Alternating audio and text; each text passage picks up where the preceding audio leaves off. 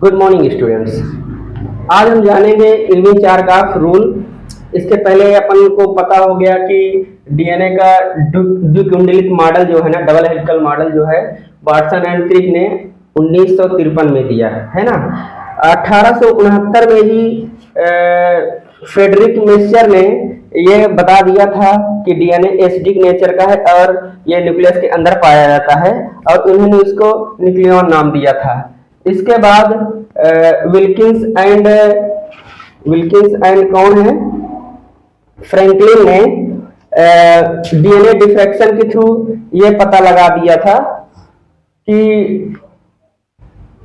DNA के diffraction का उन्होंने एनालिसिस किया, और उसी के बेस पर वाटसन और क्रिक ने 1953 में डबल हेलिकल मॉडल दिया, जो कि इस तरह द्विकुंडलित मॉडल होता है डीएनए का, और इसमें दो स्ट्रैंड पाए जाते हैं। दोनों की पोलैरिटी एंटी पैरेलल होती है ना, जिसमें से अगर पहला छोर 3 डैश है तो दूसरा छोर 5 डैश होगा। ऐसे ही दूसरा वाला छोर अगर 5 डैश है तो उसका अंतिम छोर 3 डैश होगा। इसी के बेस पर इरविन चारगाफ जी आए और उन्होंने बताया कि जो नाइट्रोजनी क्षार होते हैं दो प्रकार के, प्यूरिन और पायरिमिडिन, वो एक दूसरे के बराबर होते हैं, है ना। और इसमें हमने देखा था कि प्यूरिन्स अगर एडेनिन और ग्वानिन है और पायरिमिडिन्स साइटोसिन और थायमिन है तो दोनों की संख्या इक्वल होती है। एक और उन्होंने रेशियो दिया कि एडेनिन और थायमिन का ग्वानिन और साइटोसिन के प्रोपोर्शनल एक होता है और कांस्टेंट के बराबर, है ना। इसमें हमने अगर अपन देखें कि डीएनए में देखें कि कौन कौन से नाइट्रोजनी क्षार कैसे बॉन्ड बनाते हैं, तो एडेनिन जो है थायमिन के साथ डबल हाइड्रोजन बॉन्ड से अटैच रहेगा, और ग्वानोसिन साइटोसिन के साथ ट्रिपल हाइड्रोजन बॉन्ड से अटैच रहेगा, है ना। इस पर बहुत अच्छे अच्छे सवाल भी आते हैं बच्चों। सपोज हम एक क्वेश्चन ले लें। क्वेश्चन है हमारा, अगर कोई एक पॉलीन्यूक्लियोटाइड चेन है, पॉलीन्यूक्लियोटाइड चेन है ना, और इसमें एडेनिन की मात्रा सपोज 30% है ना। सो फाइंड आउट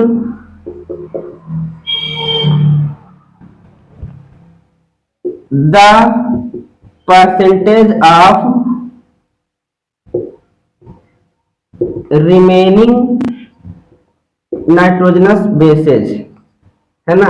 इसमें से आ जाएगा ग्वानिन का परसेंटेज, साइटोसिन का एंड थायमिन का परसेंटेज निकालना है ना। तो इसमें अपन देखेंगे कैसे।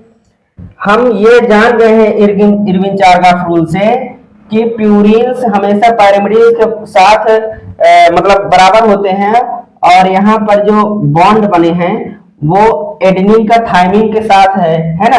तो हम यहाँ पर ये क्वेश्चन में देखें कि एडेनिन का परसेंटेज 30% है ना।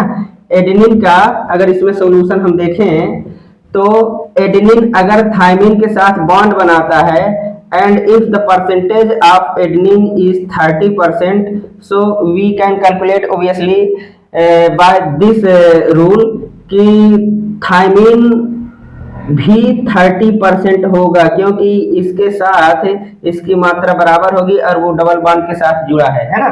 अब हम इसके बेस पर जी ट्रिपल बॉन्ड सी का भी देख लें कितना कितना परसेंट होगा। तो हम जानते हैं कि किसी भी चीज का टोटल 100% होता है ना। और यहाँ एडेनिन और थायमिन को दोनों को मिला के 60% हो रहा है, तो 60% माइनस कर देंगे 100 में तो टोटल 40% बचेगा, और 40% जो है वो बचे हुए दो ग्वानिन और साइटोसिन के बीच का परसेंटेज होगा।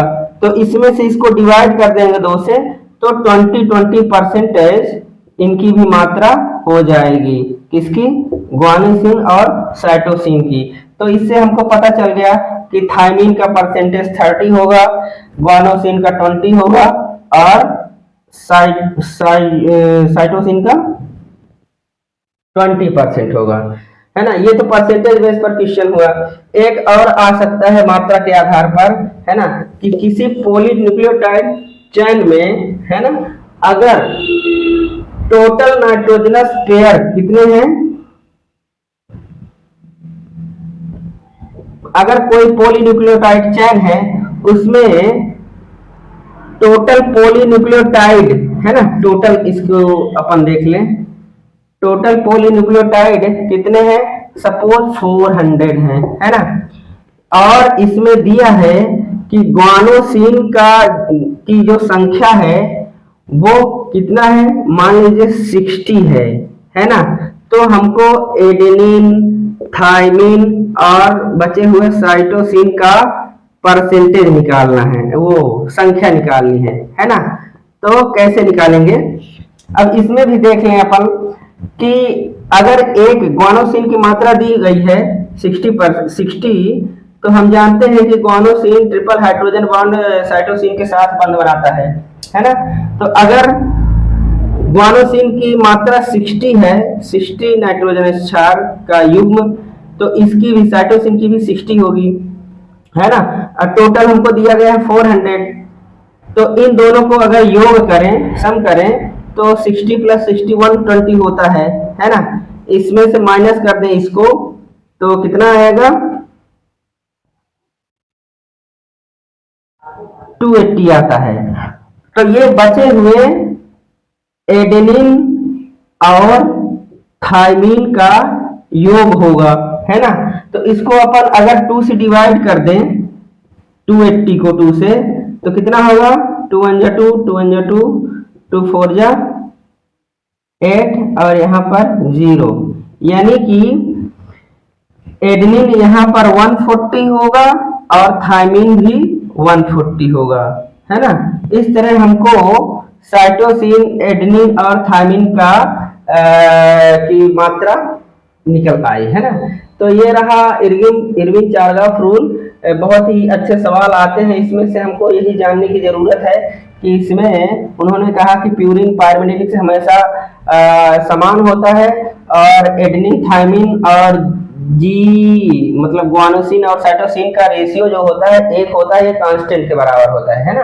और इसमें यही जानना है कि अगर एडेनिन डबल बॉन्ड हाइड्रोजन के थाइमिन से जुड़ा हुआ है तो इनकी मात्रा बराबर ही होगी जहां भी होंगे, ऐसे साइटोसिन और ग्वानोसिन का भी।